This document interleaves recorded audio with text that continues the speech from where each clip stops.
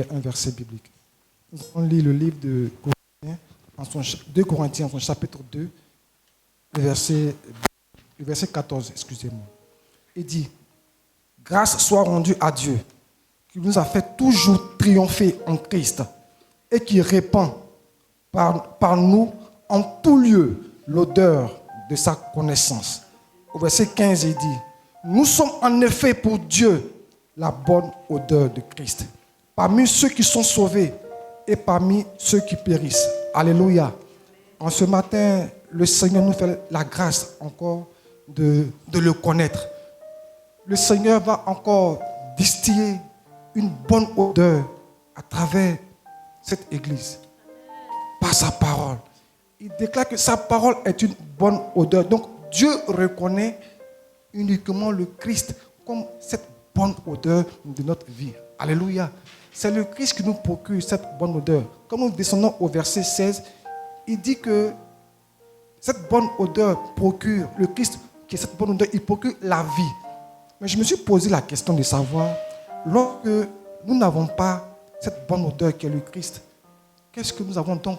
La mort. Nous avons donc la mort. Et donc nous communiquons la mort. Alléluia. Donc le Christ qui est cette bonne odeur nous communique la vie. Et en ce matin, alléluia, cette bonne odeur nous procure la vie. Cette bonne odeur qui est le Christ, que Dieu reconnaît, alléluia, nous procure encore la vie. C'est pourquoi, sous vos ovations, nous recevons le serviteur, l'homme de Dieu, notre papa Armand. Ovation, nous acclamons le Seigneur Jésus-Christ de Nazareth.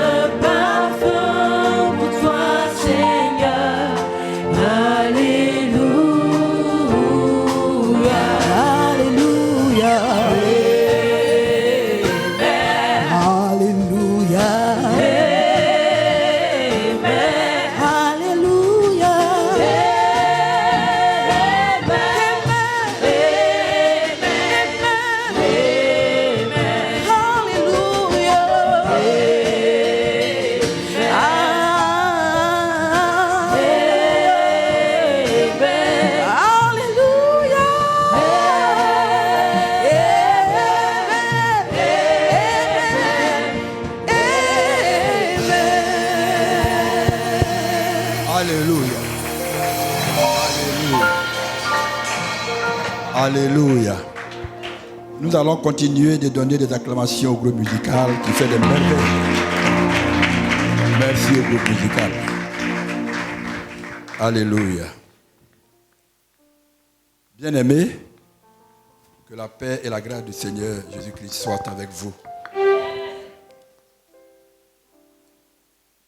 Alors, comme vous le savez, notre père spirituel, le docteur Avi, est en mission pour quelques jours et il nous a laissé ses salutations et sa bénédiction.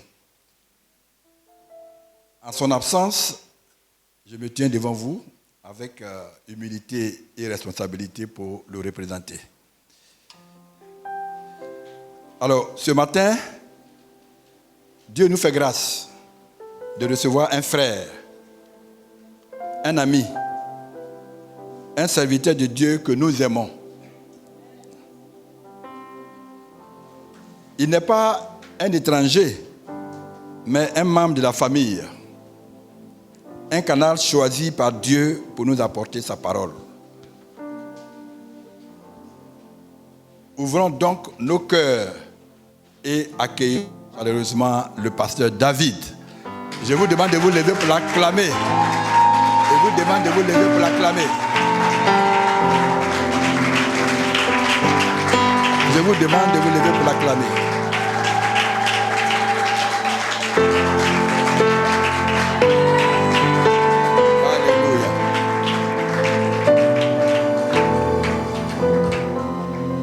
Pasteur David, sois le bienvenu chez toi.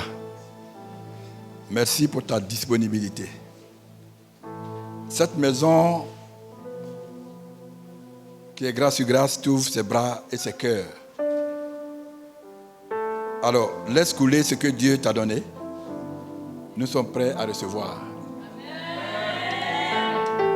Que Dieu se glorifie à travers toi. Maintenant, la chair est à toi.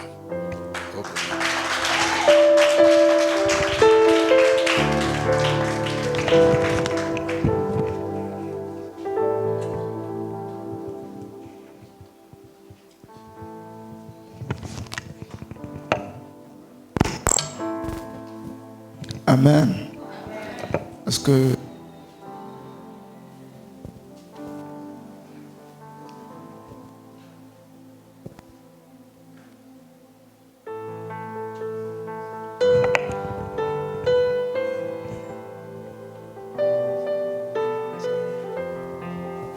Alléluia.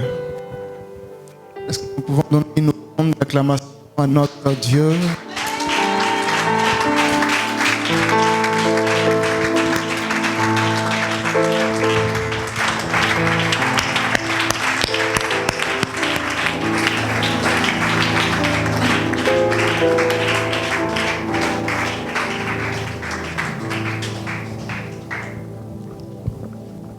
Jésus mérite plus que ça.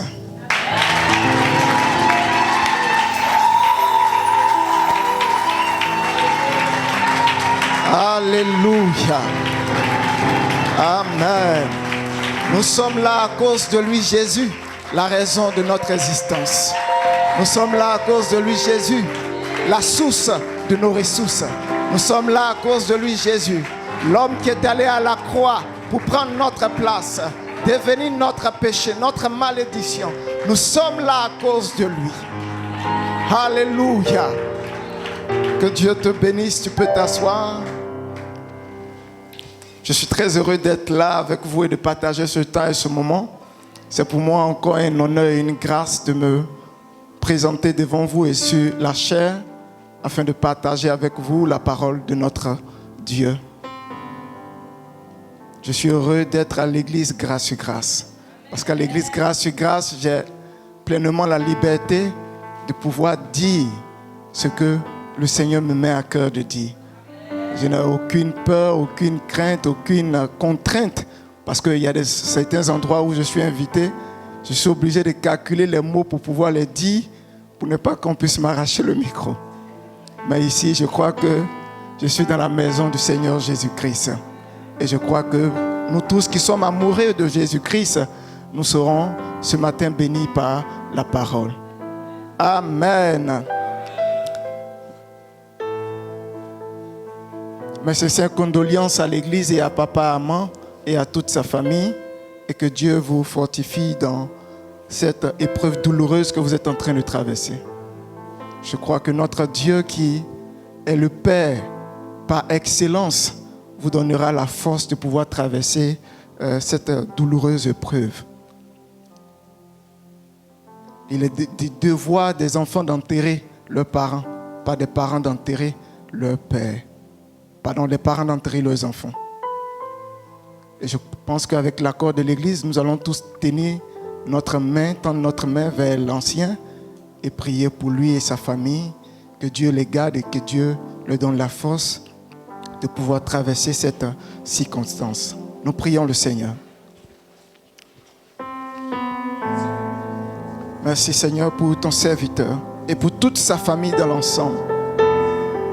Merci de les aider à traverser cette épreuve douloureuse.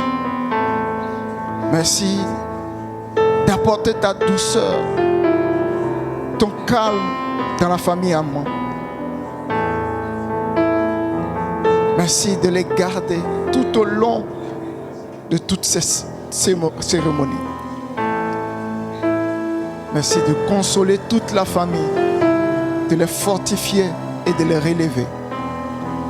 Mais au-delà, nous prions que cela ne soit plus le cas dans le nom de Jésus-Christ de Nazareth. Béni sois-tu, Père, au nom de Jésus. Amen. Que Dieu nous bénisse. Nous prenons la parole de Dieu. Josué chapitre 1, le verset 7 à 8. Je ne sais pas ici, j'aime quand quelqu'un d'autre lit la lecture, fasse la lecture. Donc si quelqu'un peut avoir un micro, il va nous aider. Josué chapitre 1, le verset 7 à 8.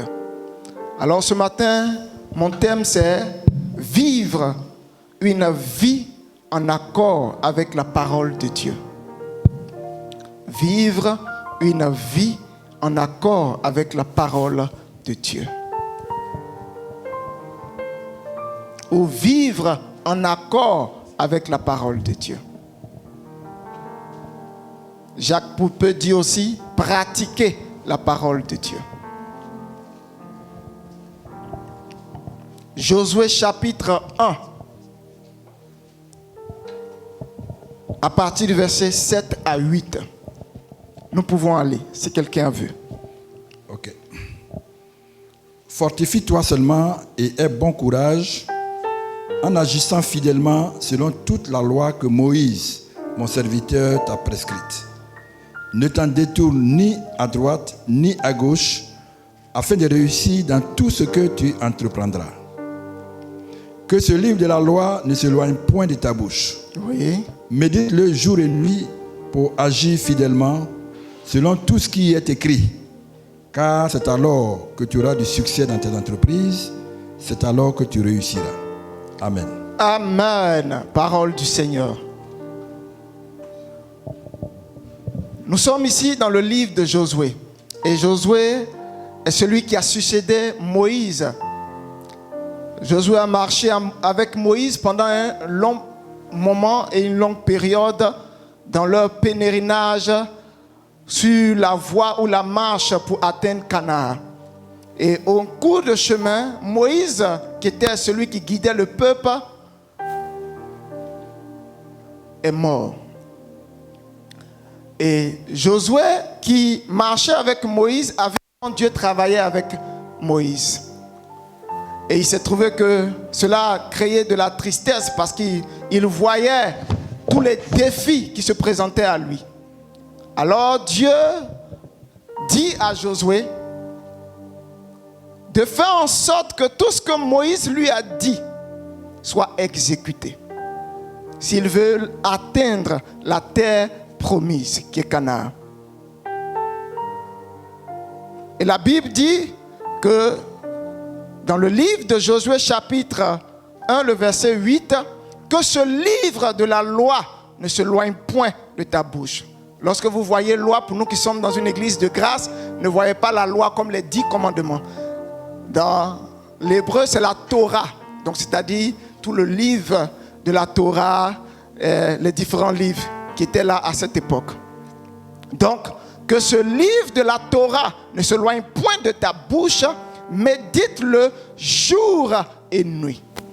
Quand vous remontez au verset 7, vous avez cette notion qui nous dit de ne pas se détourner ni à gauche et à droite. Et au verset 8, de le faire jour et nuit. Je crois que si vous avez votre Bible, vous pouvez tracer ni à gauche ni à droite, et jour et nuit. Et agir fidèlement selon tout ce qui est écrit. J'espère que quelqu'un est là et qu'il entend ce matin.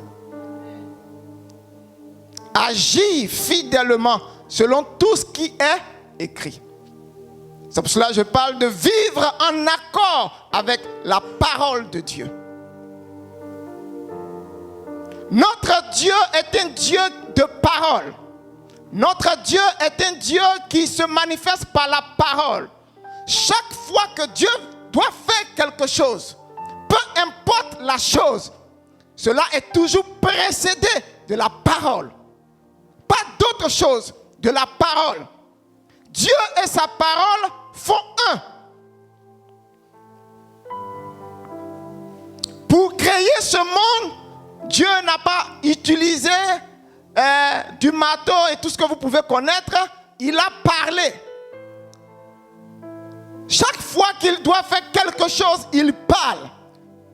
La Bible dit qu'il envoya sa parole et sa parole les guérit. Donc Dieu et sa parole, c'est la même chose ou la même personne. Dieu ne fait rien en dehors de sa parole. Et en tant que chrétien, en tant qu'enfant de Dieu, nous devons comprendre le fonctionnement de Dieu. Quel est le fonctionnement de Dieu? C'est que chaque chose vient par la parole, pas par autre chose, par la parole.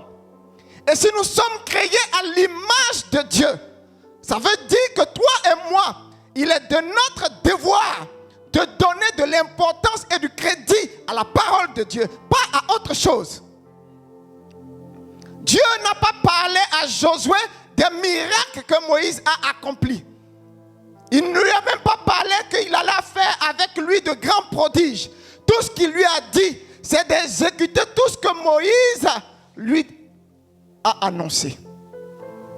D'agir fidèlement selon tout ce qui est écrit. Le plus grand défi qu'il y a aujourd'hui dans le milieu chrétien et à l'église, c'est le défi de la connaissance et de la véritable connaissance. C'est pour cela que vous allez remarquer quand Jésus ressuscite sur le chemin de Maïs, Jésus a révélé les deux problèmes de l'église. Pas des païens, mais de l'église. Parce que la Bible dit qu'il y avait 2 disciples qui se rendaient à Emmaüs. Et sur le chemin, Jésus a commencé à faire route avec eux. La Bible précise que leurs yeux étaient retenus de le reconnaître.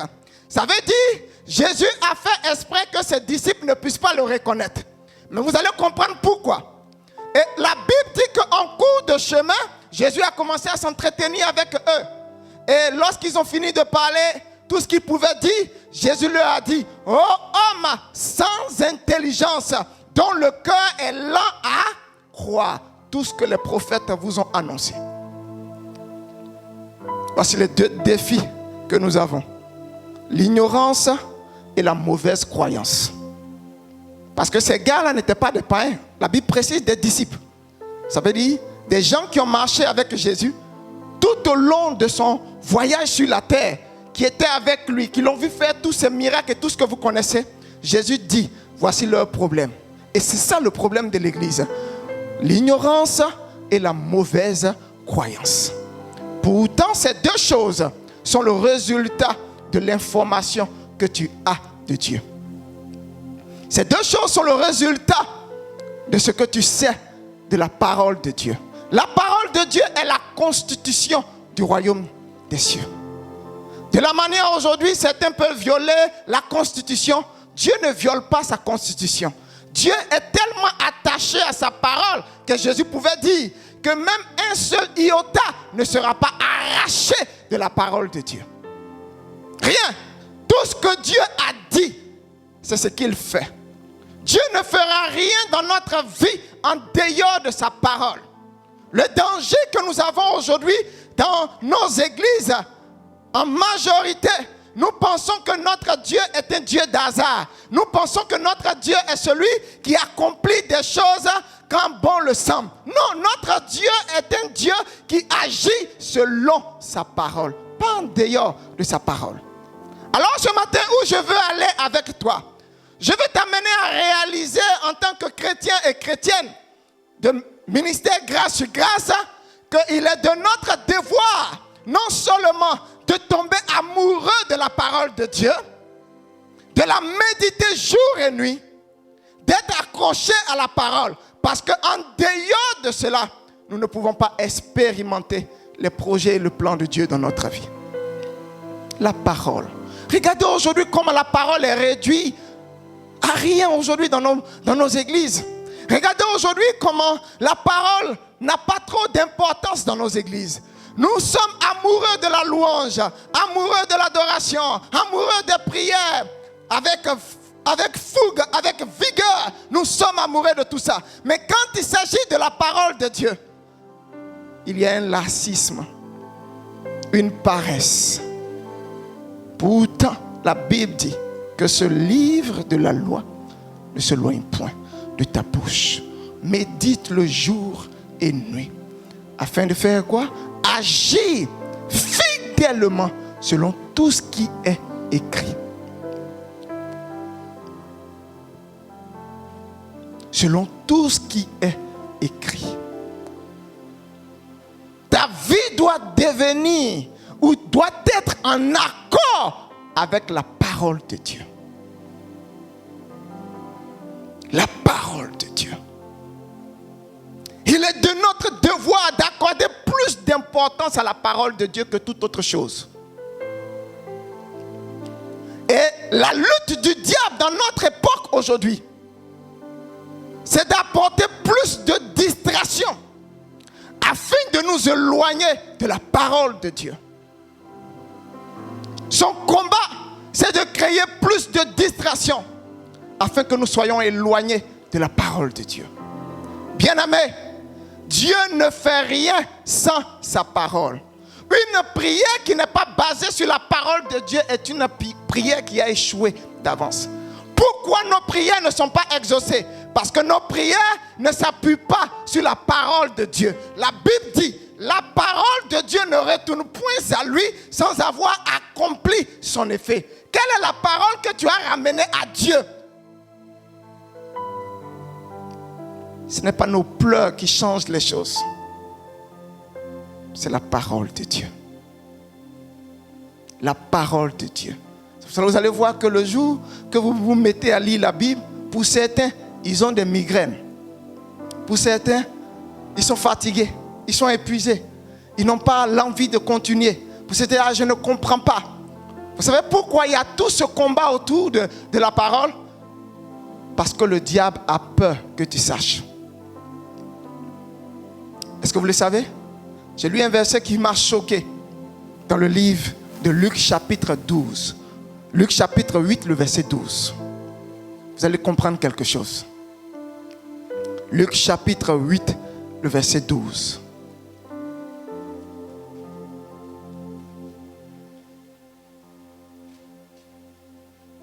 Luc chapitre 8, le verset 12.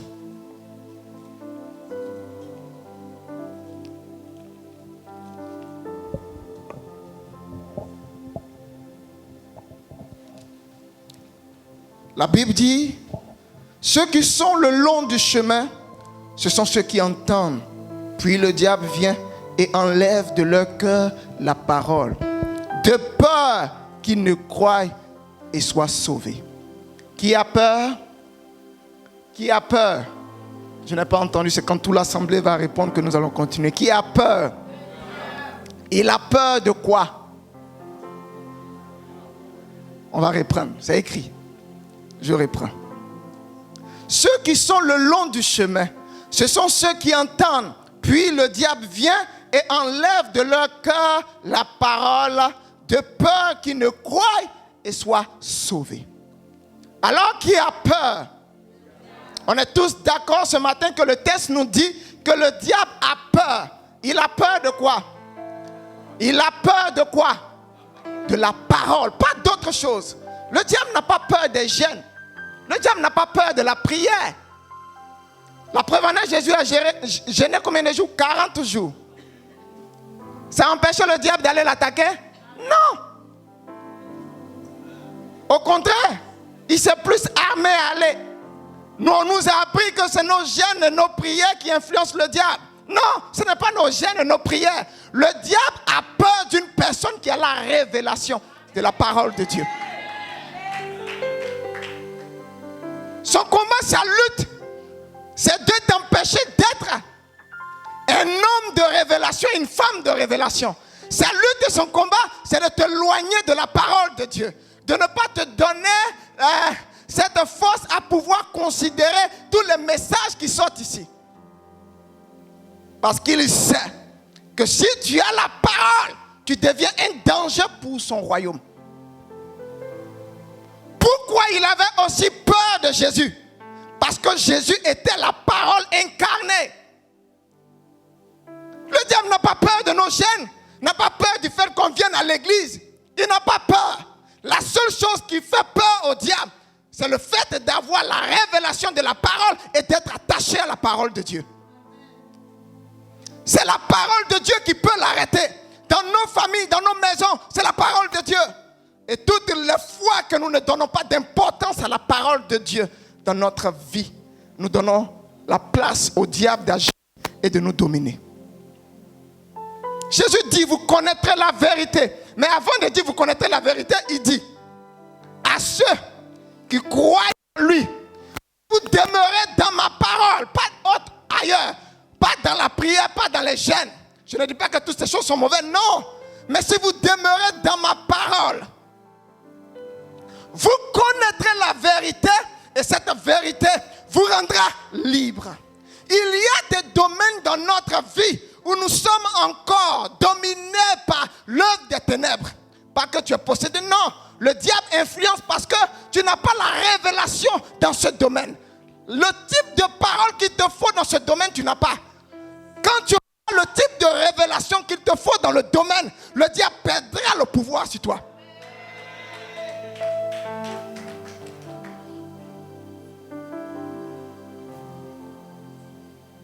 L'église a besoin de la parole, pas d'autre chose.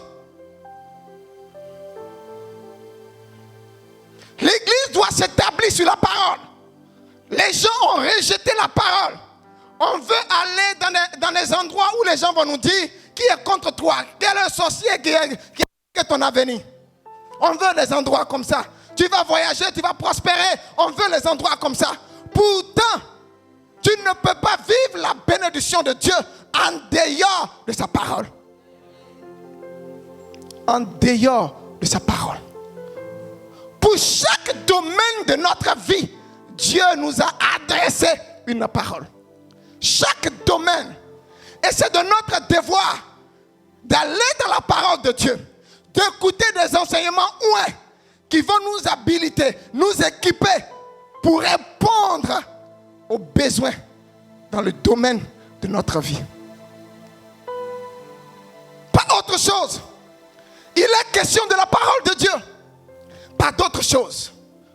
Vous devez chérir la parole de Dieu. Et je suis heureux de savoir que vous êtes dans un ministère où Dieu a oint quelqu'un pour vous annoncer un évangile aussi vrai, concret, pur, sans taille, sans ride. Vous devez vous saisir de cela. Le dimanche, quand vous entendez le message, toute la semaine, ça doit passer en boucle. Dieu merci, vous avez une chaîne. C'est-à-dire, même si tu n'as pas écrit les versets, tu peux aller sur Facebook, sur YouTube et suivre le culte. Et nous disons que nous n'avons pas le temps. Nous voulons les mêmes prodiges, les mêmes miracles. la même puissance que l'église primitive, mais nous ne voulons pas utiliser la chose qui produit cela. C'est la parole. Jésus a plus enseigné que faire de miracles. Vous savez, quand vous lisez Matthieu chapitre 5, Matthieu chapitre 6, Matthieu chapitre 7, c'est le sermon de Jésus sur une montagne. Ils n'ont pas défini laquelle. Et la Bible dit quand Jésus descend de cette montagne, vous savez qu'est-ce qui s'est passé? Il y a eu un chapelet de miracles. Des gens ont reçu des guérisons. Des lépreux ont été purifiés. Vous savez quelle est la raison? Parce qu'ils ont entendu d'abord. La foi est le résultat de ce que tu entends. Et c'est pour cela que la Bible dit que la foi vient de ce qu'on entend et ce qu'on entend de la parole de Christ. Donc ce qui veut dire, tu n'as pas besoin de prier pour avoir la foi. Tu as besoin de te connecter avec la Bible qui est entre tes mains. La Bible qui est entre tes mains est esprit et vie. Elle produit la vie, elle produit la guérison, elle produit la sagesse, elle produit la prospérité. La Bible qui est entre tes mains. C'est le meilleur cadeau après Jésus que Dieu nous a donné. Sa parole. Sa parole. Et en elle se trouve la vie. La vie pour restaurer les domaines dans ta vie. En elle se trouve la vie pour apporter de l'espoir. Sa parole. Est-ce que des gens sont venus avec leur Bible ce matin? Ça, c'est notre document. C'est notre testament pour vivre la victoire. Ce n'est pas juste un bouquin. Ce n'est pas juste un bouquin. Tout ce que Dieu fera dans ta vie, il le fera à partir de ça. Ça. C'est pour cela le combat de ce 21e siècle, c'est de retirer la Bible de nos églises, la Bible de nos écoles, la Bible de nos institutions, la Bible de tout. Parce que chaque fois que la Bible et Jésus ne sont pas quelque part, vous donnez l'occasion au diable de régner. La Bible dit que Christ a apparu. Quand il y a une apparition, quelque chose doit disparaître. Chaque fois que Christ apparaît, le diable est obligé de disparaître. Nos familles ont besoin de Jésus. Nos familles ont besoin de gens, pas de milliardaires, mais des gens qui ont la révélation de ce livre. Des gens éclairés et affranchis, capables de retourner dans des familles et d'imposer le règne de Dieu. Nous ne sommes pas juste des chrétiens qui venons nous asseoir le dimanche. Nous sommes plus que ça. Ambassadeurs de Dieu. Nous avons la même puissance qui a ressuscité Jésus d'entre les morts. Notre âme, la plus puissante, la voici. Quand vous prenez le livre d'Éphésiens, qui parle des différentes âmes du chrétien,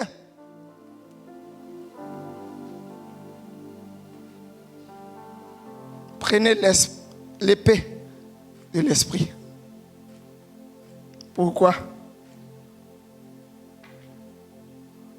Pour vous opposer à toutes les œuvres de l'ennemi. Vous savez, il y a deux types d'âmes qui ont été citées. Les âmes pour se défendre et les âmes pour l'offensive. Dans l'âme offensive, la voici. La parole de Dieu.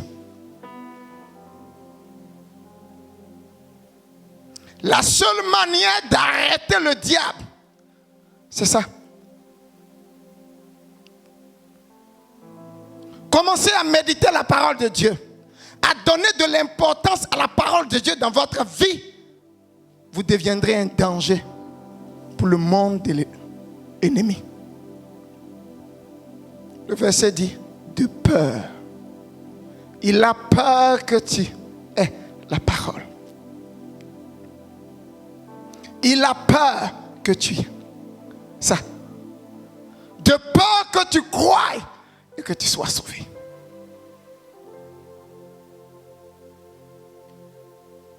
Tout ce qui occupe notre attention conditionne les résultats que nous avons.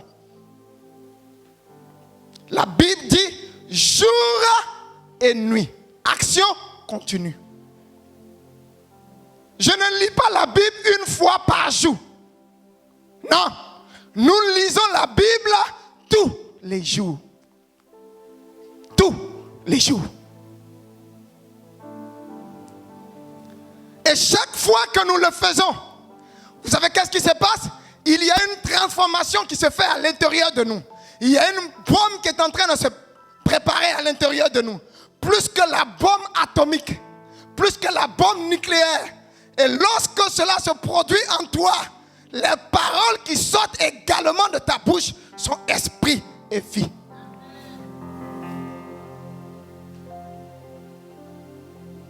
Nous sommes trois en un.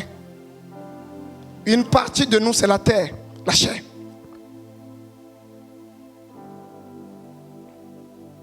Une autre, c'est l'âme. La chair se nourrit de tout ce qui est mangé, que nous mangeons, du placali, du foutou, de la tchéké. Si vous ne mangez pas pendant des mois, qu'est-ce qui va se passer? La chair va devenir faible et la suite, vous mourrez. L'âme se nourrit de tout ce qui est émotion. Vous pouvez ressentir que vous êtes triste, que vous êtes joyeux, encouragé ou découragé. Ça, c'est le règne de l'âme.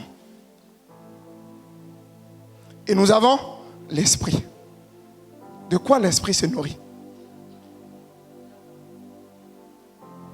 De quoi l'esprit se nourrit? De la parole de Dieu. Ça veut dire, vous pouvez trouver quelqu'un qui a 20 ans de chrétienté, mais dont son esprit était né.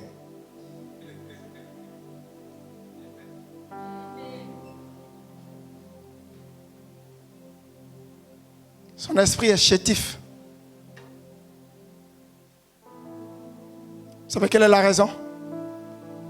Il a donné de l'importance à la chair et à l'âme.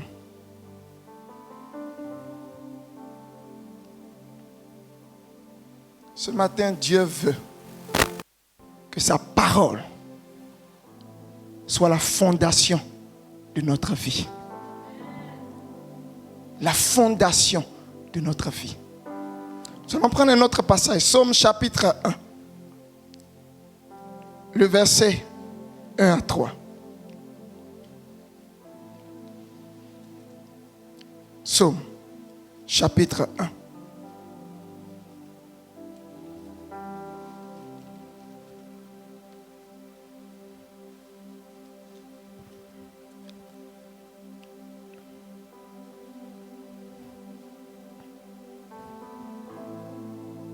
Psaume chapitre 1, le verset 1 à 3. Celui qui a vu peut nous faire la lecture.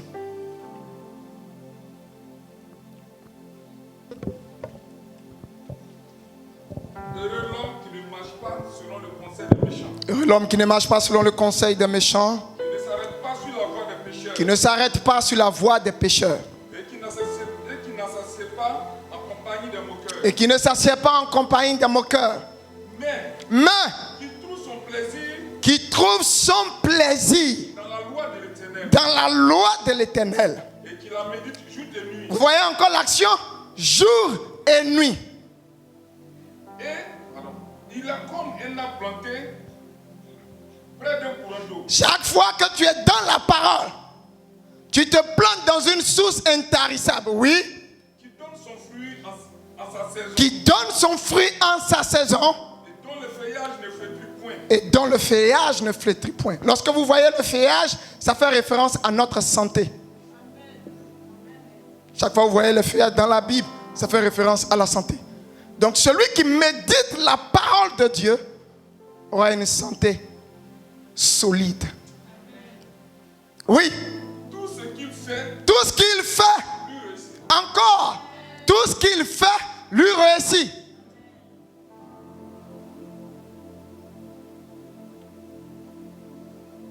Comment pouvons-nous nous éloigner des conseils des méchants? Ne pas s'asseoir en compagnie des moqueurs et des pécheurs? Seule la parole, la méditation de la parole de Dieu va changer nos habitudes. Tu verras que quand tu vas commencer à donner l'importance à la parole de Dieu dans ta vie, vous savez qu'est-ce qui va se passer? Il y a des changements qui vont se produire. Tu ne seras plus là où il y a des pécheurs. Tu ne seras plus là où il y a de mauvais conseillers. Tu ne seras plus là où il y a des moqueurs.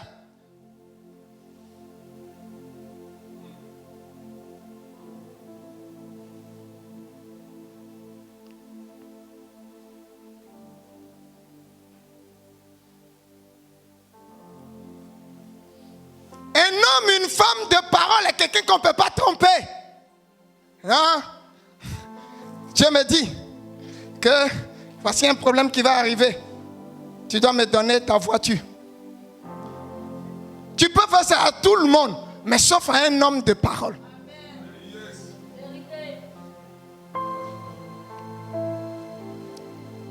Dieu m'a dit, j'ai vu la mort. Tu peux faire ça à tout le monde, sauf à un homme de parole. Dans ton village, il y a un arbre. C'est là-bas ils ont enterré ton avenir.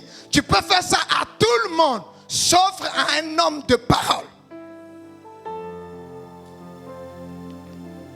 Avoir la parole, c'est avoir la liberté de marcher dans tout endroit et dans tout lieu, sans crainte, sans peur. Avoir la parole, c'est avoir le verbe nécessaire face à n'importe quelle situation que le diable présentera au devant de toi.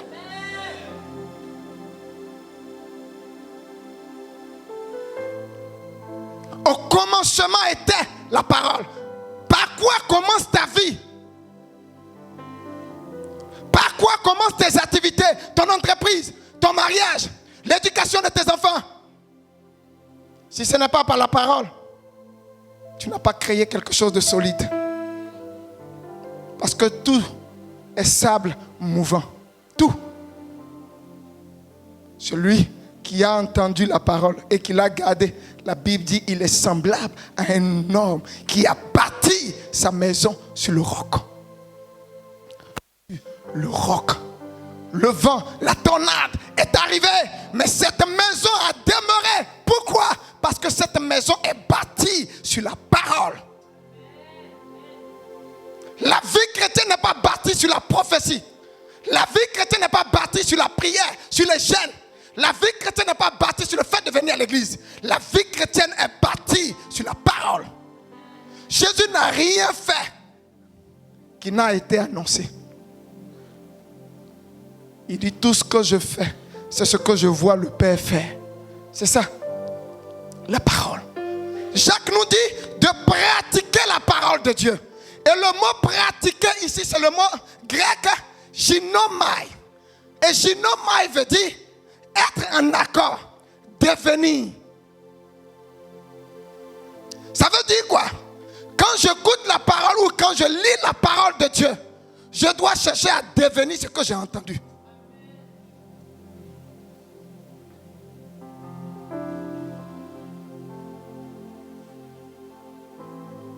La femme qui perdait le sang n'a pas été délivrée parce que Jésus a prié pour elle. La Bible dit, ayant entendu parler de lui, elle s'est dit, si je peux seulement toucher le bord de sa robe, je serai guéri. Jésus n'a pas prié pour elle. Elle a pris ce que lui revenait de droit. Nous nous attendons à Jésus qu'il fasse. Pourtant, Jésus dit, je vous ai donné ma parole. Je vous ai donné ma parole. Puisque vous avez ma parole, vous pouvez décider sur la terre. Je dis bien, puisque vous avez ma parole, vous pouvez décider sur la terre. Le diable ne peut pas décider à notre place. C'est nous qui devions décider, pas lui. Pourquoi? Parce que nous avons la parole de Dieu. Et il faut que comme Jésus, nous et la parole, nous devenons un. C'est ça, Jacques dit, pratiquez la parole. Devenez. Être. Conforme. Josué dit,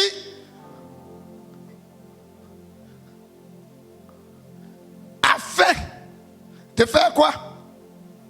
De faire tout ce qui a été écrit. De se conformer à ce qui a été dit. Il faut que la plus grande et la plus haute vérité dans notre vie soit la parole, pas la maladie.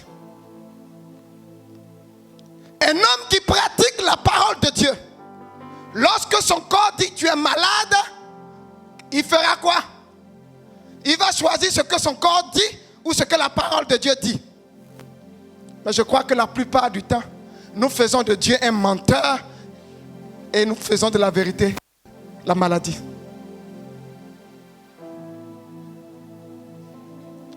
Je sens un palu.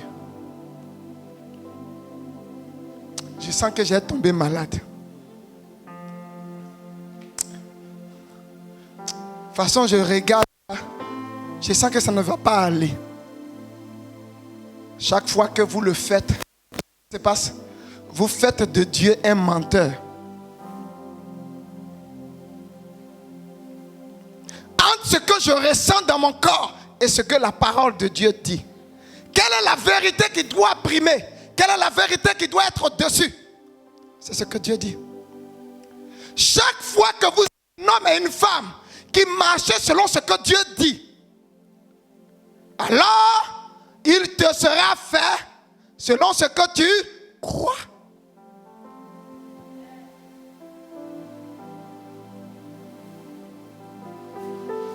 Dieu dit que la terre soit et la terre fut. Dieu a créé le ciel et la terre. Et la Bible dit quoi? La terre était informe et vide. Et il y avait quoi? De la désolation et des ténèbres sur la surface. Qu'est-ce que Dieu a fait? Ténèbres. C'est compliqué, hein? C'est bizarre, hein? Ma vie est bizarre, ma vie. Est-ce que ça... Vous savez qu'est-ce que Dieu a fait? Au lieu de dire ce qu'il voit, il a dit ce qu'il croit. Que la lumière soit et la lumière fut. Un homme de parole ne dit pas ce qu'il voit.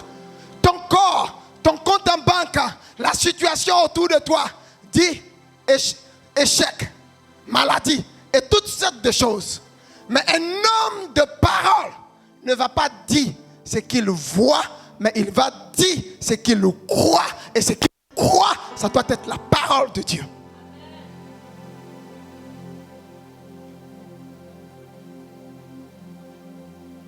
Crois bien te fera vivre bien, mais crois mal te fera vivre mal. Et je répétais, les deux problèmes que Jésus a révélés quand il est ressuscité. Oh homme sans intelligence et dont le cœur est lent à croire. Les gens pensent qu'ils ont un problème de bénédiction. Ils pensent qu'ils ont un problème de démon. Ils passent toute leur vie à détruire les œuvres des sorciers, les hôtels, les liens, mais ils ne savent pas que c'est un problème d'ignorance. Juste la connaissance et la révélation va te libérer. Le problème n'est pas une question de démons. On a tellement glorifié les démons et les sorciers au point que tu as l'impression que l'église est devenue une agence de publicité du diable. Le diable est fort, le diable est ceci, cela. Pourtant, le diable fait quoi? Il use de ton ignorance pour agir dans ta vie. De ton ignorance. Et le mot ignorance et ténèbres ont la même racine. Lorsqu'on dit que quelqu'un est ignorant, c'est quelqu'un qui est dans les ténèbres. Et vous savez qui est le roi des ténèbres? Qui est le roi des ténèbres? Le diable est le roi des ténèbres.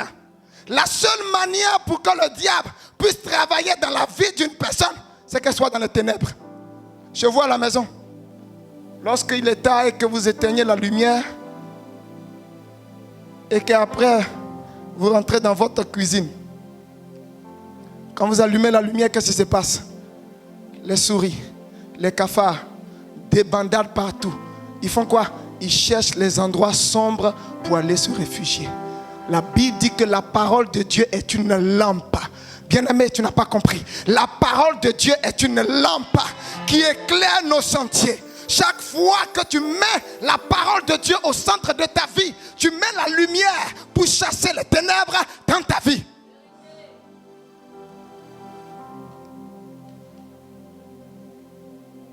Quand le diable agit, tout ce qu'on a à faire, c'est d'allumer la lumière. Dis à quelqu'un ce matin, allume la lumière. Allume la lumière. Parle à quelqu'un ce matin, allume la lumière. Tu as entre tes mains un grand pouvoir. Allume la lumière. Les choses ne vont pas. Les enfants tombent malades. Allume la lumière. Il y a quelqu'un dans les ténèbres qui est en train d'agir. Allume simplement la lumière. La lumière le fera fuir. Il a peur que tu allumes la lumière et qu'il soit nu et qu'il soit vaincu. Notre combat et notre lutte, c'est d'être des hommes et des femmes de parole.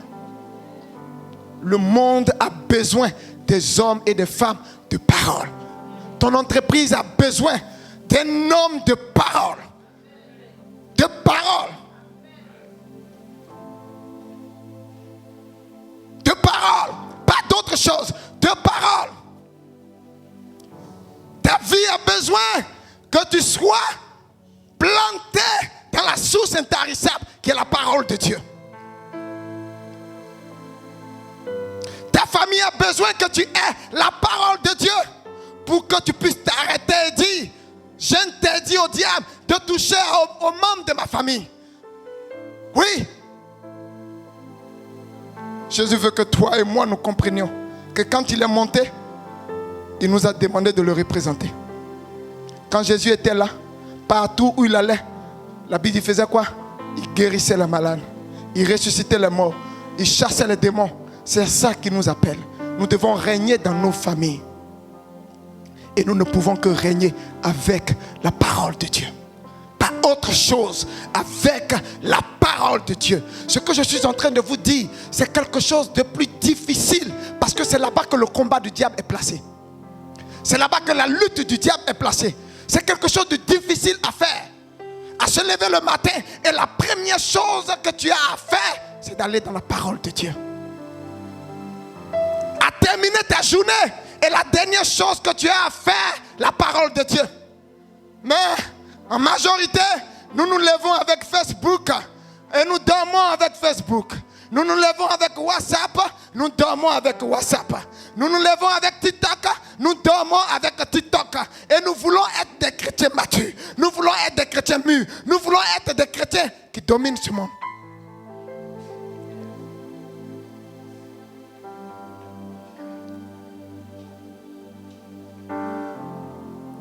Nous voulons des bénédictions que seule la parole de Dieu peut produire. Pas autre chose. Les bénédictions que tu veux, seule la parole de Dieu peut produire ces bénédictions. C'est la parole qui peut produire cela. Chaque besoin dans ta vie, pour chaque besoin dans ta vie, il y a un type de parole dans la parole de Dieu. Trouve la parole qui correspond à ton besoin. Médite sur cette parole.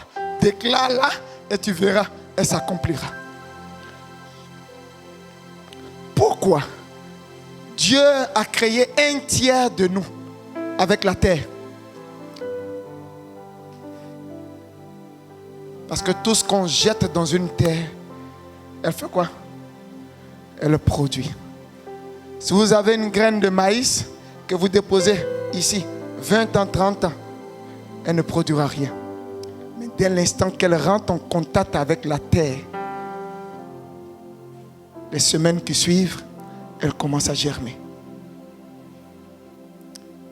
Est-ce que vous savez que votre corps et votre cœur est la terre?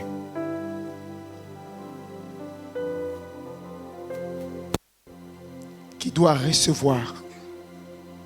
C'est pour cela qu'il faut savoir quel est le type de parole que tu veux accepter dans ta terre, dans ta vie.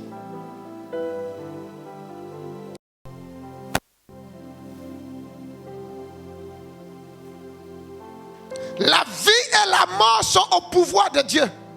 C'est ça, non? La vie et la mort sont au pouvoir de Dieu. La vie et la mort sont au pouvoir du diable. La vie et la mort sont au pouvoir de qui? La langue. Tu seras rassasié de la parole que tu dis et de la parole que tu entends.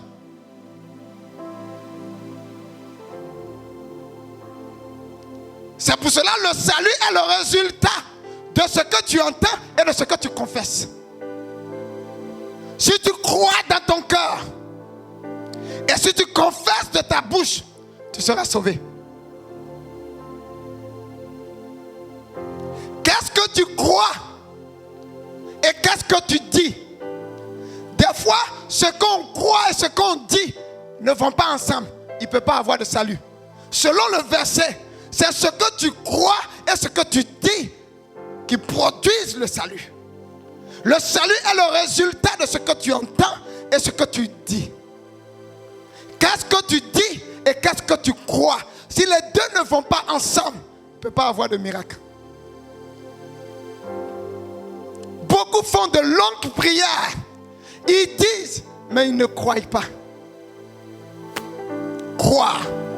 Toute la Bible que nous avons tourne autour du verbe croire. Croire. Depuis la Genèse jusqu'à l'Apocalypse, il est question de croire.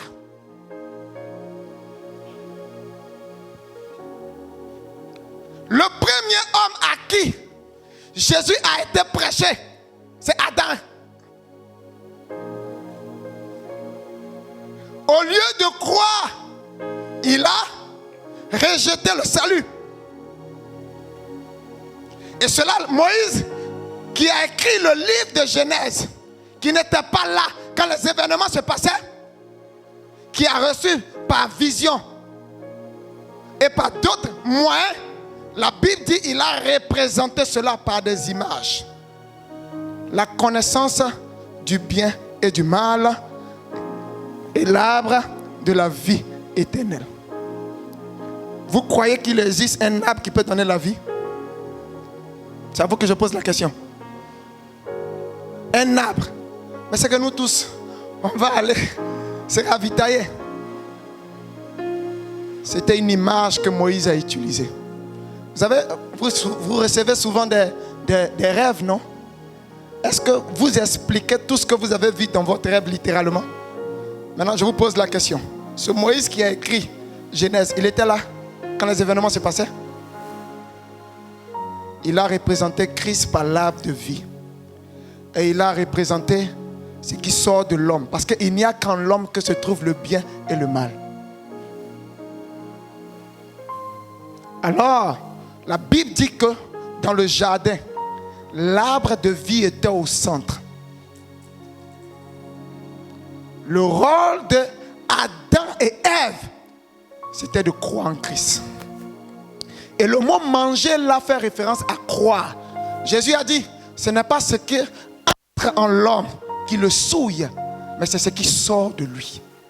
Alors il contredit que Adam et Ève n'ont pas mangé. Parce que s'ils avaient mangé, cela allait sortir dans le WC. Et ils allaient être libres. Mais ce n'est pas une question de manger, c'est une question de croire. Tout au long de la Bible, il est question de croire. Croire en Christ. Le message de l'évangile a été prêché à Adam et Ève. Ils ont fait le choix de diriger leur vie par eux-mêmes. Ils ont rejeté Christ. Vous le voyez avec Caïn et Abel. Caïn a reproduit ce que ses parents ont fait. Vivent par leurs propres efforts. Vivent dans leur confiance. Abel, par contre, a présenté un agneau au Seigneur pour dire que je ne peux pas me sauver, mais je crois que Christ viendra et deviendra l'agneau qui immolera, sera immolé. Abel a cru en Jésus. Noé, il a cru. Et qu'est-ce qu'il a fait? Il a bâti un arche qui représente le salut qu'on a en Jésus. Tous ces hommes ont eu le choix de croire comme de refuser.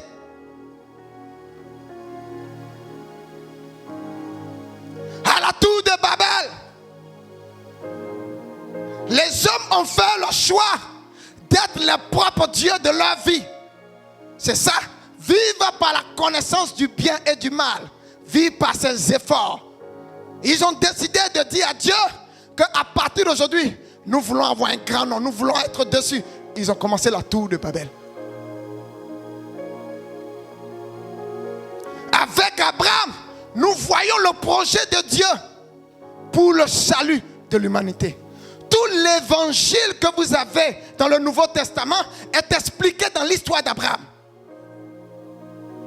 Lorsque Abraham regarde les étoiles et qu'il croit, vous pensez que c'est les étoiles qu'il a vues? Non.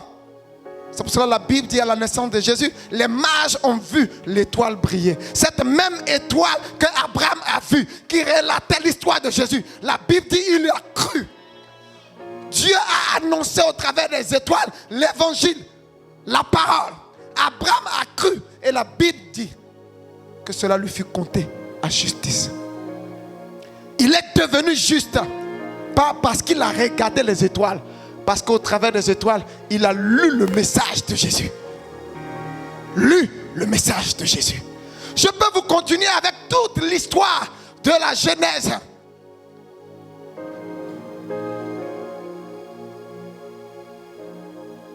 Tout est une question de croire.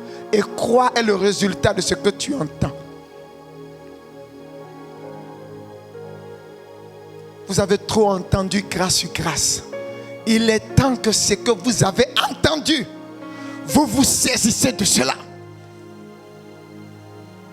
Il est temps que vous pratiquiez ce que vous avez entendu. J'ai entendu que je suis la justice de Dieu. Voyez-vous tel que la parole de Dieu dit. Que personne ne vienne vous culpabiliser ou vous condamner. Vivez en étant libre de toute condamnation. Il a dit, par ce maître reçu, nous avons été guéris.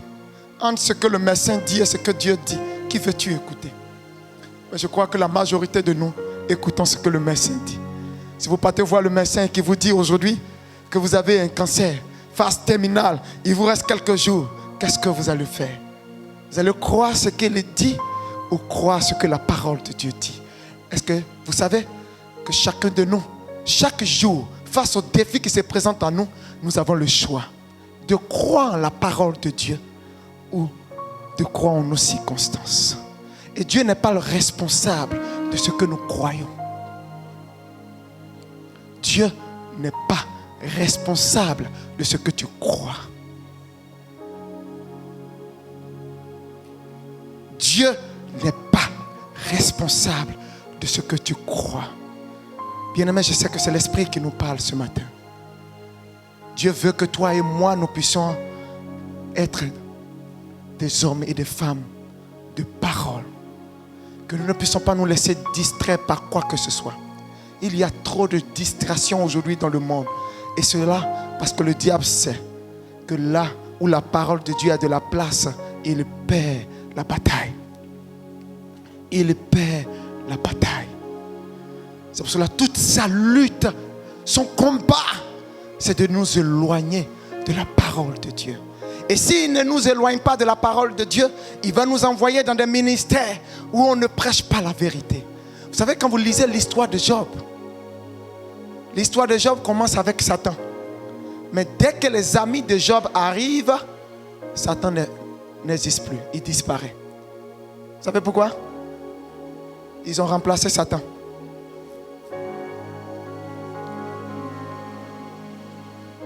Satan n'avait plus d'obligation à être là parce qu'il y avait des gens qui prêchaient quelque chose que lui, il allait faire. Les trois amis, il avait 4. Les 4 représentent les 4 types de messages que nous avons dans le monde.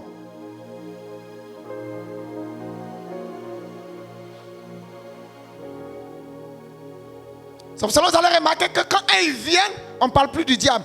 Tout au long de la Bible, dès qu'ils arrivent, on ne parle plus du diable. Il y a beaucoup de ministères sans le savoir, par ignorance, qui font le travail du diable. Les gens vivent dans la peur, dans la crainte, dans la culpabilité. Et ils pensent faire le travail de Dieu.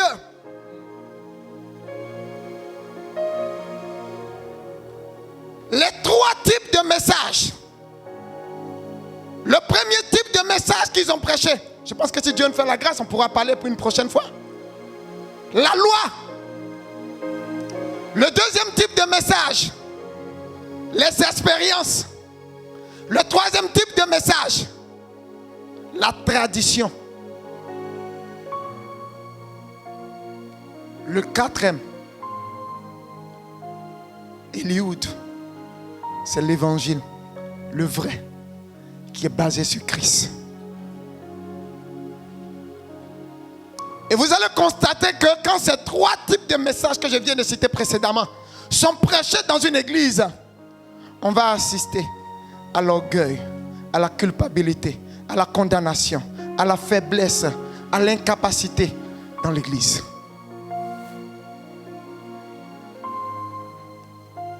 Le diable ne perdra plus le temps à venir faire quoi que ce soit. Parce que déjà des gens font son travail.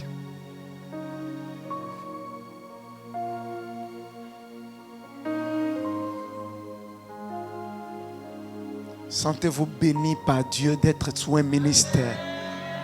Je vous assure, quand vous voyez certains très jeunes mais avec une apparence de vieillesse, ils sont essoufflés, ils sont fatigués. Fatigués et essoufflés. Et vous allez voir qu'ils sont spéciaux dans les prières agressives. Mais lorsque vous disiez adoration, ils ne savent plus quoi dire. Ils sont plus conscients du diable que de Dieu.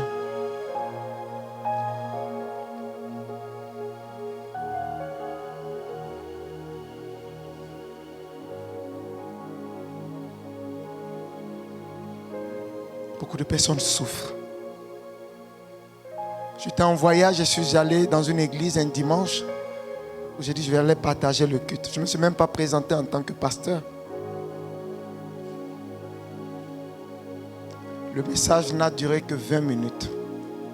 Parce qu'on a dit à celui qui était invité là, non, on a qu'à faire vite. 20 minutes pour un message dans une église.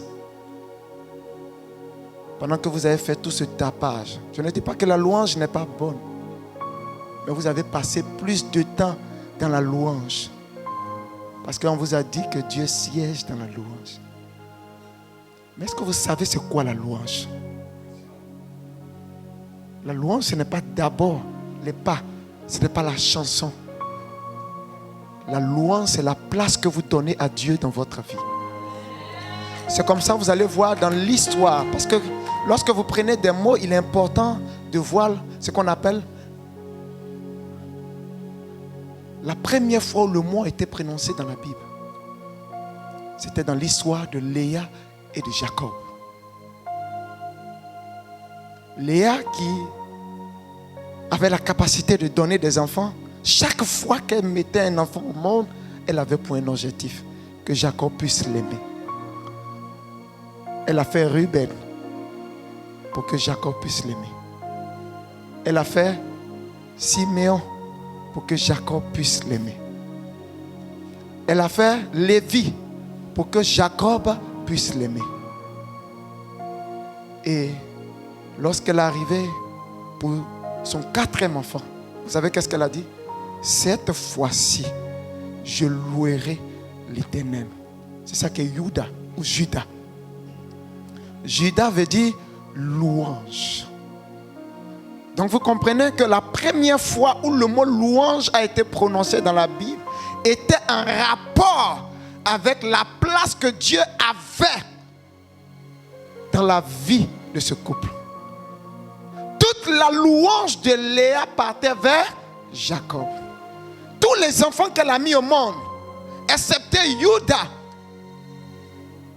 étaient pour que Jacob puisse l'aimer. Alors la louange, ce n'est pas d'abord les pas de danse, ce n'est pas la chanson.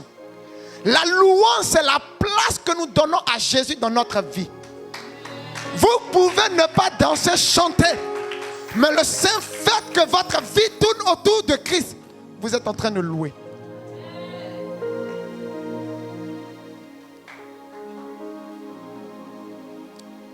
Alors vous louez quand votre vie ne tourne qu'autour de Christ. Généralement on dit on va au culte.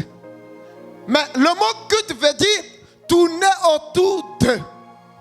Autour de quoi ta vie tourne? Ta vie gravite autour de quoi? Il est dans notre être humain en tant qu'homme de vouloir que tout tourne autour de nous. C'est comme ça les scientifiques se sont trompés et ont dit que le soleil et la lune et les planètes gravitent autour de la terre. Pourtant, toutes ces choses gravitent autour du soleil. Et qui est notre soleil? Jésus-Christ de Nazareth. Bien-aimés, notre vie doit tourner autour de lui, pas d'autre chose. Et la seule manière de pouvoir vivre tout ce qu'il a dit, c'est de nous accrocher à ce qu'il a dit. Pas à ce que le médecin dit, pas à ce que la banque dit, pas à ce que la situation dit, mais ce que la parole de Dieu dit.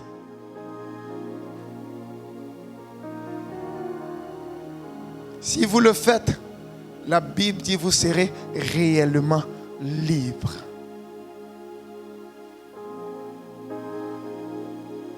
Libre. Libre. La liberté ou la délivrance est le résultat de la parole de Dieu. Faites attention à tout ce que vous entendez. Si cela ne correspond pas à l'évangile, balayez cela. Rejetez cela. Parce que si vous passez votre temps à écouter et à continuer d'écouter, vous vous créez un problème.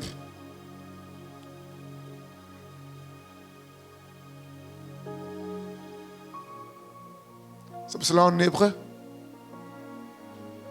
le mot écouter ou obéir, c'est schéma.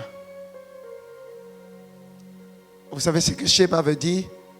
Écouter et continuer d'écouter. Vous savez, nous qui sommes sous la grâce, vous savez, on a ce problème. Quand on écoute les enseignements, vous avez l'impression que vous avez déjà entendu. Ça ne vous arrive pas? J'ai l'impression que le pasteur répète les mêmes choses. Et puisque tu as l'impression que le pasteur répète les mêmes choses, tu commences à relâcher. Pourtant, Shem a dit, écoutez et continuez d'écouter. C'est pour cela que la Bible dit, la foi vient de ce qu'on entend une fois. Ça ne suffit pas pour créer la foi. La foi vient de ce qu'on entend. Oui, et de ce qu'on continue d'entendre. Dis-toi que chaque fois que tu entends quelque chose qui se répète, Dieu veut que tu puisses continuer d'entendre pour que la foi soit au rendez-vous. Jésus a parlé de deux choses avant de quitter cette terre. Il dit, est-ce que quand je vais revenir, il aura encore la foi?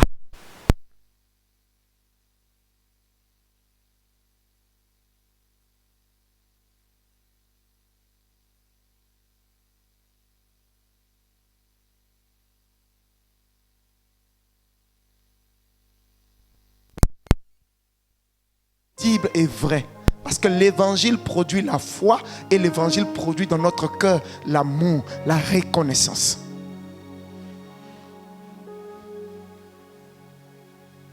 Lorsque vous prêchez l'évangile pur, vous êtes taxé de quelqu'un qui est inefficace. Et la majorité aime aujourd'hui aller dans les endroits où ils vont tomber comme des poulets mal égorgés. Essayez d'égorger un poulet et vous n'avez pas fini. Vous savez ce qui se passe? Il roule ici, il fait des zigzags. Les gens aiment les endroits où ils sont allés, où ils ont traîné, tous leurs vêtements sont sales. Et quand vous leur demandez, le culte était chaud. Le Saint-Esprit s'est manifesté. Je vous pose la question. Lorsque cette femme a touché le bord de la robe de Jésus, Jésus a dit quoi? Une puissance est sortie de moi. Quelle est la puissance capable de faire tomber tout un pays? C'est pas la puissance de Jésus. Jésus dit une puissance est sortie de lui. Normalement, tous ceux qui étaient autour de lui devaient tomber. Mais lorsque la puissance sort de Jésus, elle ne sort pas pour écrouler les gens par terre, mais pour guérir.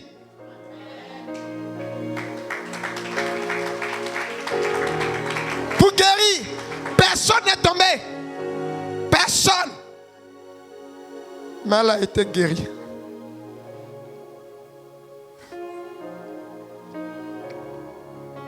Aimez la parole de Dieu.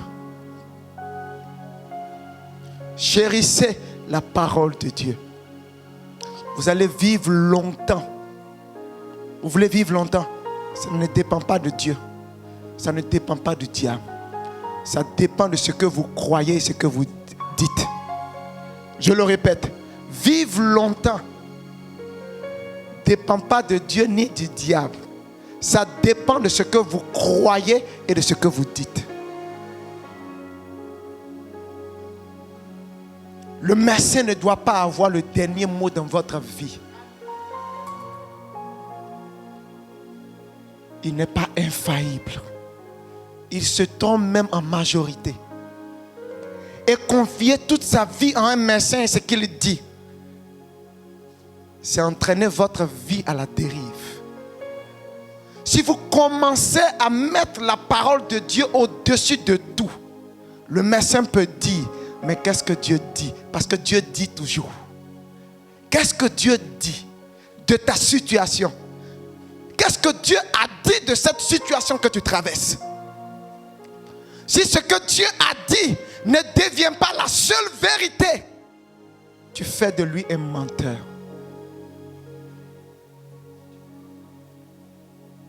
Un menteur. Bien-aimé, la Bible dit jour et nuit, afin d'agir fidèlement selon tout ce qui est écrit. Selon tout ce qui est écrit. Abraham est mort rassasié de jour. Bien-aimé, je vous dis la vérité. Nous pouvons même arrêter la mort dans nos familles. Nous pouvons arrêter la mort dans nos familles.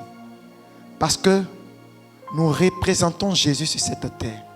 Nous sommes l'expansion de Jésus. Ce que Jésus devait faire normalement s'il était sur la terre, c'est ce qu'il t'appelle toi et moi à faire. Mais la seule manière pour nous de pouvoir accomplir cela, c'est de donner la place à la parole de Dieu dans notre vie, dans notre quotidien. C'est de partager cette parole à nos enfants. C'est de leur enseigner à déclarer de bonnes paroles. C'est de leur parler de la part de Jésus. Et vous allez voir que des enfants vont grandir en ayant dans leur bouche que la parole de Dieu. C'est notre devoir en tant que chrétiens de vivre une vie autour de la parole de Dieu. Pas d'autre chose, de la parole de Dieu. Parce que notre Dieu ne fait rien sans sa parole. Et toutes les situations et les circonstances que nous rencontrons dans nos vies ont besoin d'un type de parole qui se retrouve dans la parole de Dieu. Faisons le choix de vivre une vie qui tourne autour des réalités célestes. Le bouquin que tu as entre tes mains est tellement dangereux, tellement puissant, que c'est l'arme pour pouvoir arrêter les manœuvres et les stratagèmes de l'ennemi. Ce n'est pas juste un document que tu lis. Ce n'est pas juste des informations que tu reçois. C'est la vie que tu reçois. Bien-aimé, je vais m'arrêter là ce matin et t'encourager. T'encourager à méditer, à considérer la parole. Aller réécouter les enseignements que le pasteur Avi a prêché il y a 1 an, 2 ans. Allez réécouter ces enseignements. Parce qu'il y a des vérités à l'intérieur dont vous avez besoin. Attachez-vous à la parole de Dieu et devenez comme l'église de Béret, qui ne regardait pas au titre de la personne qui prêchait, mais qui examinait à la lettre pour voir si tout ce qui était dit correspondait à ce que la parole de Dieu disait. Il n'y a plus de contrôle aujourd'hui. Il faut que nous soyons les gardiens de notre propre âme.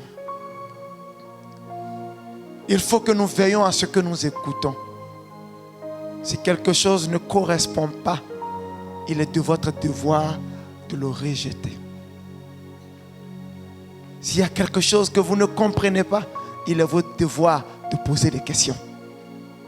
Ne vous limitez pas seulement à écouter. Quand Jésus avait 12 ans, il écoutait et il posait des questions.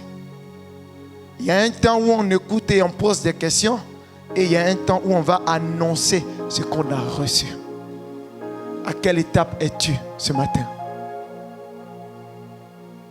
Dieu nous a donné sa parole pour répondre à tous les besoins de notre vie. Et vous ne pouvez que devenir solide que si et si seulement vous tombez amoureux de la parole de Dieu.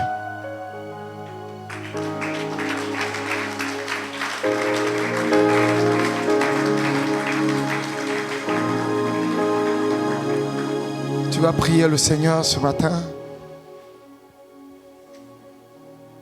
et tu vas lui dire: Père, aide-moi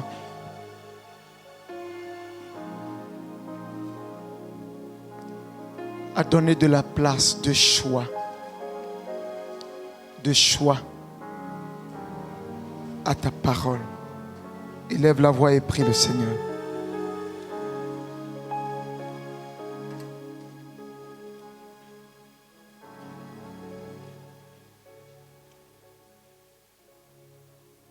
Prie le Seigneur, élève la voix et prie le Seigneur. Que Dieu t'aide.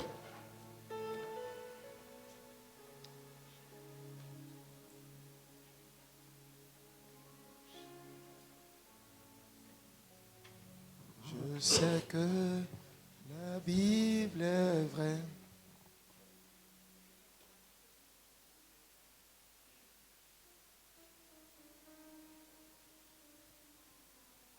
Je sais que la Bible est vraie.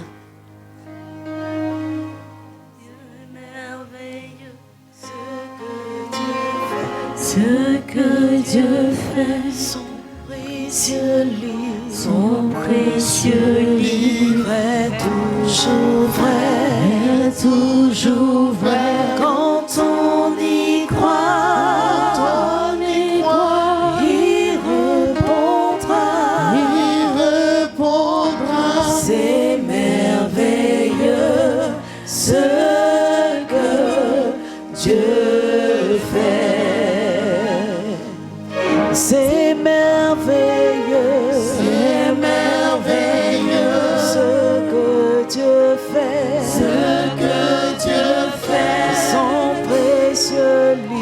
son précieux livre est toujours vrai, quand on y croit,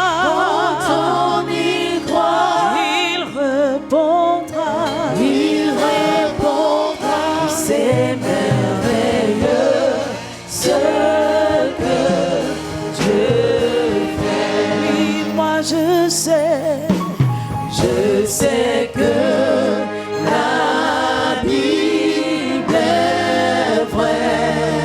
Moi je le sais. sais que la Bible est vraie. Elle est la parole. Elle est la parole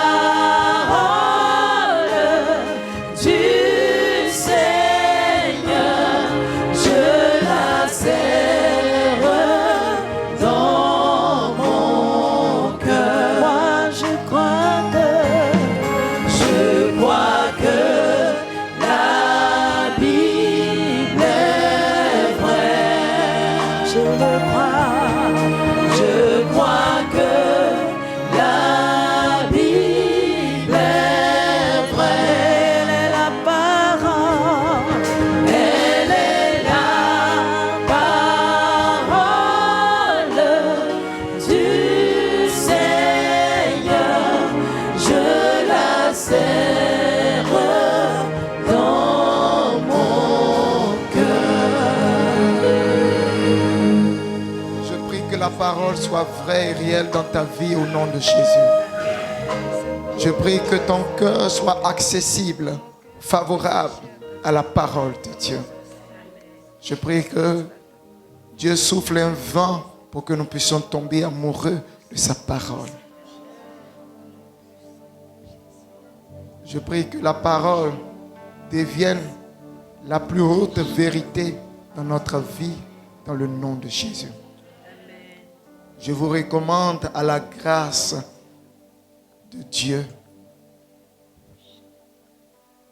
que votre vie soit inébranlable et que tout ce que la parole de Dieu dit soit votre partage.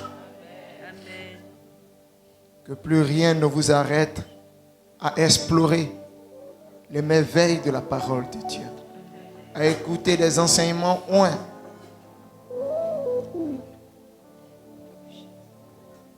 Et que votre vie devienne ce que la parole de Dieu dit. La Bible dit qu'il a fait de nous des rois et des sacrificateurs. Qu'il a fait de nous la justice de Dieu.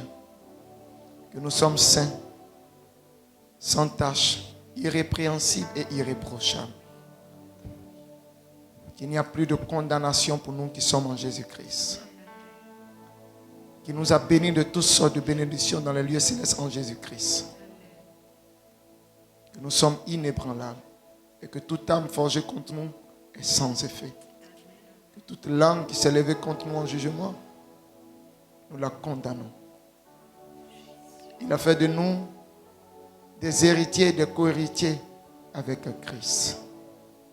Il a dit que là où la plante de nos pieds foulera le sol, il nous donne celui en possession.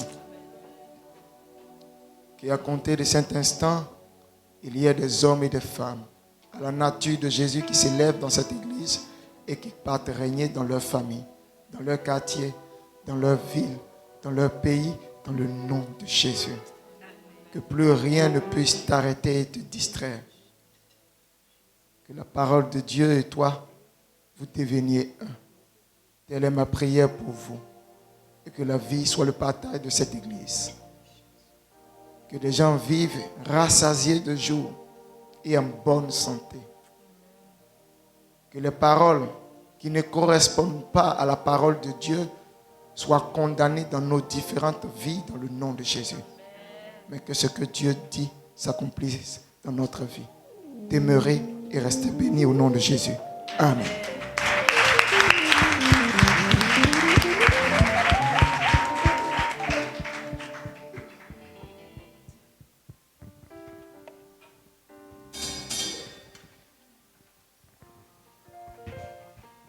Alléluia. On peut ovationner le Seigneur Jésus-Christ de Nazareth. Est-ce que tu peux acclamer le Seigneur Jésus-Christ de Nazareth fortement? Amen. Gloire à Dieu. Tu vas prier la parole. Tu vas prier pour la parole. Tu vas dire merci au Seigneur Jésus-Christ qui te fait beaucoup de bien à travers ce message, qui te donne de comprendre beaucoup de choses. Élevons la voix et prions le Seigneur Jésus. Père, merci. Merci parce que ta parole nous fortifie.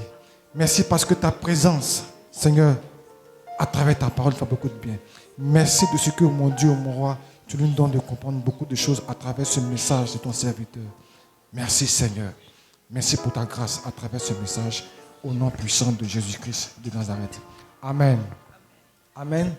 Et donc nous devons comprendre que la parole de notre Dieu est le fondement de notre vie. Et que tout enfant de Dieu qui le dit qu'il est, doit avoir pour credo les saintes écritures dans sa vie. Il a dit quelque chose qui m'a plu. Il faut fusionner avec la parole de Dieu. Alléluia. Fusionner avec elle ne peut que te rendre puissant en toutes choses. Alléluia. Que le nom du Seigneur soit glorifié. Amen. Alors, nous allons